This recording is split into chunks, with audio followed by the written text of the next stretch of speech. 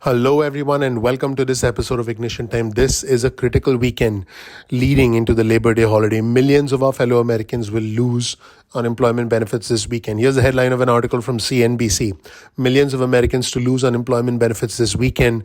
All these federal unemployment programs that have been enacted since March 2020 will end this weekend in all states. What is the impact, folks? The impact is almost 9 million of our fellow Americans will lose benefits entirely, completely, 100% gone, and another 3 million or so will see reduced aid by $300 a week, according to the Century Foundation. Now, without any congressional action, which by the way seems very unlikely right now, that aid will lapse after either Saturday or Sunday this week, depending on individual states. Now, lawmakers seem unlikely to extend these policies further, the unemployment benefit policies, because there is no political will for an extension of the unemployment benefits. Now, if these unemployment benefits do lapse, which it does look like that's what's about to happen, about 8.8 million Americans will lose their benefits entirely, according to an estimate from the Century Foundation, which is a progressive think tank. In fact, let's show you this article on your screen from the Century Foundation. And the headline of the article from the Century Foundation reads, 7.5 million workers face devastating unemployment benefits cliff this Labor Day. This is a really horrible situation. But folks, the bottom line is this. The Pandemic Unemployment Assistance Program will be gone. The Federal Pandemic Unemployment Compensation, which provided $600 per week at first and then later $300 per week to supplement the meager unemployment benefits provided by states, which, by the way, is an average of $334 per week, that's going to be gone.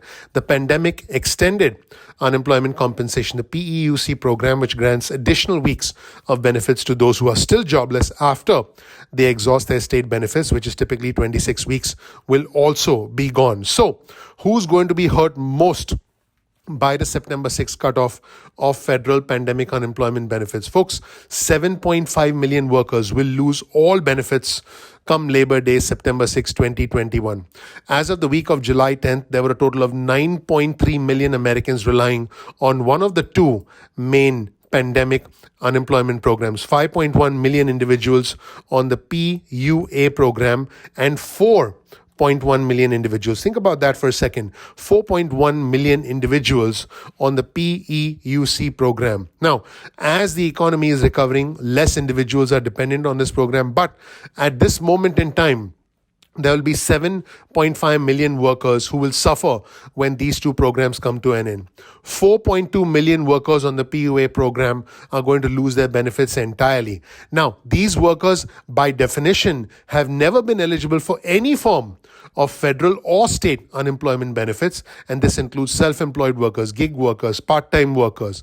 And so they will be completely out of options. The largest group of these workers dependent on the PUA program is in California, more than 1 million workers, but there are more than 150,000 such individuals in states like Indiana, Maryland, Massachusetts, Michigan, New Jersey, New York, Ohio, and Pennsylvania.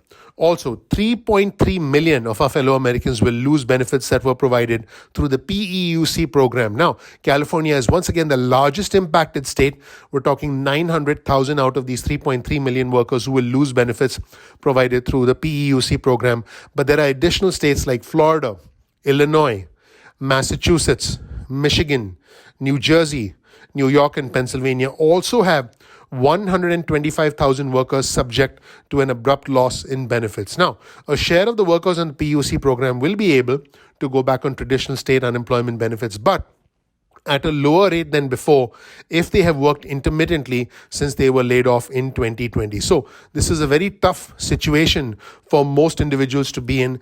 In fact, let's take a look at this graph on your screen. Workers losing American Rescue Plan benefits on September 6th. This is an estimate of workers losing the PEUC or PUA benefits at the end of the American Rescue Plan. And this data was updated on the 26th of July. You'll see that in California, the PEUC total is almost 1 million and the PUA total is well over 1 million. So in addition to California, you'll see there's several other states, and the states that are marked in those darker colors represent states that have more workers dependent on the PEUC program and the PUA program. Also, and this is significant, workers of color will suffer most from the cutoff in unemployment benefits. Workers of color that are concentrated in certain industries like travel, leisure, entertainment, and hospitality will indeed suffer the most. In fact, let's take a look at this chart on your screen. Black unemployment versus overall US unemployment from 2013 through 2021, and you're consistently seeing black unemployment higher than the average unemployment rate in our country, and this has been exaggerated as a result of the pandemic. And what's worse is women and other caregivers will lose crucial support getting back to work. Also, 1.2 million additional workers will lose unemployment benefits in states that already cut unemployment benefits early. Let's take a look at this table on your screen. Workers still unemployed in states that have indeed already cut all unemployment benefits early. You'll see all of these states that cut unemployment benefits early and the date that these unemployment benefits were cut off, and individuals who are still unemployed as of the most recent data that we have. You'll see data as we scroll down from Alabama, Georgia, Idaho. Again, these are all states that cut unemployment benefits early.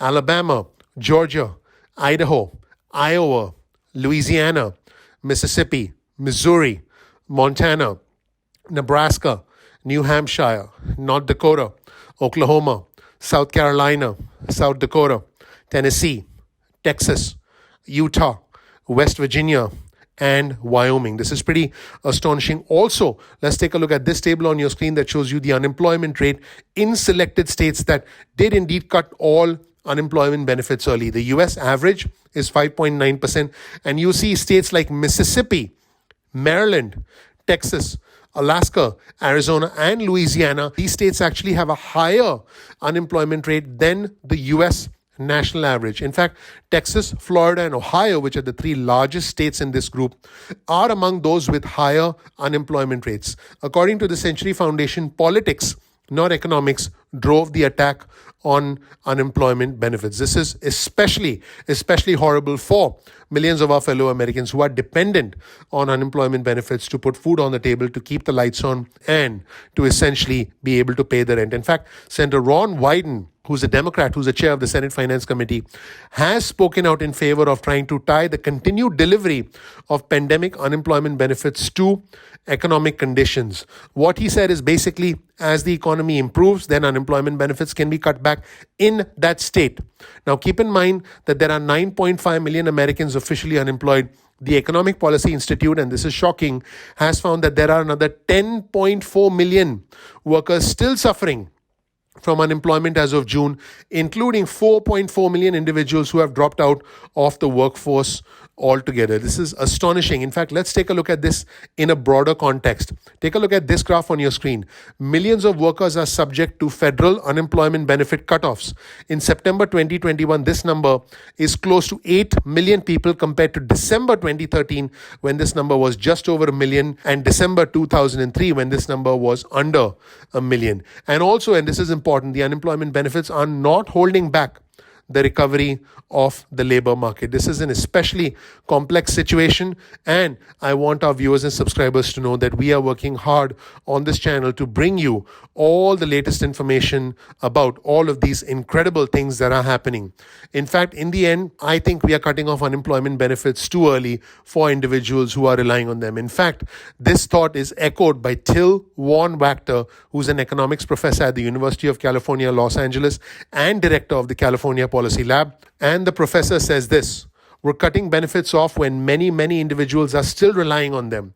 This is sort of a recurring problem in American recessions. We ask politicians to come up with benefit programs, and they set end and start dates. They're set in advance and have nothing to do with how the economy is. We should not be cutting off benefits when people need them, folks. This is an absolutely horrible situation. In fact, Rachel Gressler, who's a research fellow at the Heritage Foundation, wrote this: between massive fraud and worker shortages, expanded unemployment insurance benefits have arguably been the federal government's most flawed and damaging economic policy enacted in response to the pandemic. Folks, there's a long way to go, and we need to do much more. In fact, Betsy Stevenson, who's a professor of public policy and economics at the University of Michigan, said that lawmakers must weigh these net unemployment effects when making policy decisions. And she said this is important. People need the money more than we need to get the incentives at the moment. In the end, folks, people need to be supported, especially those who need help the most. I work hard on this channel every single day, and if you want to thank me, please click the like button. Please click subscribe. Please enable notifications. Thank you so much for watching. I appreciate you. I'm looking forward to seeing you in the next episode of Ignition Time. Take care. Bye.